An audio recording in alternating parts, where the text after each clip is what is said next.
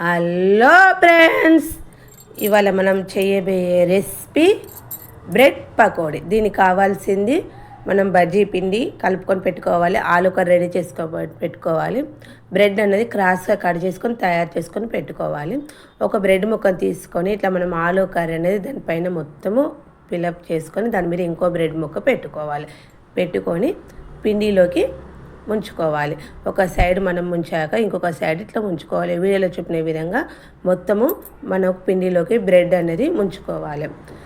లేకుంటే మనకు ఆయిల్లో వేసినప్పుడు చిత్తుతుంది కాబట్టి ఈ విధంగా మొత్తము పిండిలోకి మొత్తం ముంచుకోవాలి.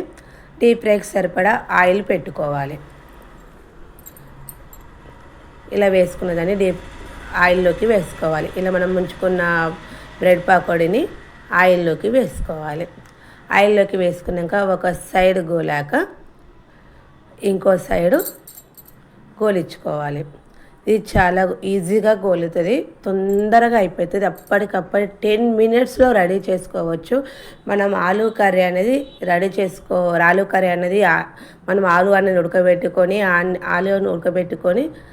ఆలు కర్రీని రెడీ చేసుకున్న తర్వాత మనము బజ్జీ పిండిని కొంచెం ఒక బౌల్లోని ఒక కప్పు శనగపిండి తీసుకొని ఉప్పు సోడా కొంచెం ఉమ వేసి బజ్జీ పిండిలాగా కలుపుకోవాలి. ఇలా ఒక సైడ్ గోలాక ఇంకొక సైడు గోలించుకోవాలి. 2 సైడ్స్ గోలించుకోవాలి. గోల్డెన్ బ్రౌన్ కలర్ వచ్చే వరకు గోలించుకోవాలి. ఇది చాలా చాలా ఈజీగా తయారు చేసే రెసిపీ.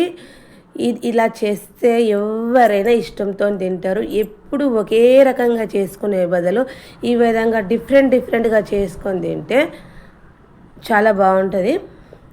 ఈ విధంగా గోలాక ఇంకొక సైడ్ గోలించుకోవాలి.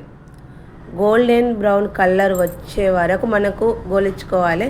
మనం మిర్చి ఏ విధంగా గోలించుకుంటామో రెడ్ కలర్ వచ్చే వరకు ఎలా గోలించుకుంటామో ఇలా బ్రెడ్ పకోడీని కూడా అదే విధంగా గోలించుకోవాలి.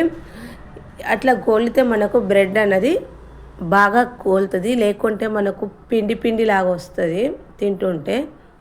ఇది టమాటా కెచప్తో తినొచ్చు, పెరుగుతో తినొచ్చు, మళ్ళీ దీన్ని షార్ట్లాగా కూడా చేసుకొని తినొచ్చు. ఏ విధంగా అవసరం ఉంటే ఆ విధంగా చేసుకొని తినొచ్చు. ఇలా మనము బ్రెడ్ గోలింది కాబట్టి బ్రెడ్ పకోడీ గోలింది, ఇలా గోలిన దాన్ని ప్లేట్లోకి తీసుకోవాలి.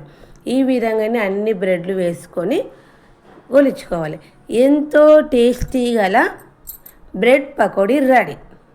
మీరు ఒకసారి ట్రై చేసి చూడండి ఫ్రెండ్స్. ఇది చాలా బాగుంటుంది. దీని టమాటా కెచప్ నుండి టేస్ట్ మాత్రం చాలా బాగుంటుంది. ఇలా వీలు కాకుంటే దీన్ని బ్రెడ్ అనేది ముక్కలుగా చేసుకొని కొంచెం ఆనియన్స్, నిమ్మకాయ, పల్లీలు వేసుకొని కొంచెం ఉప్పు కారం వేసుకొని తింటే ఇంకా టేస్ట్ బాగుంటుంది. ఏ విధంగా చేసుకున్నా ఇది చాలా టేస్ట్ ఉంటుంది. ఓకేనా? బాయ్ ఫ్రెండ్స్, మీరు ఒకసారి ట్రై చేసి చూడండి.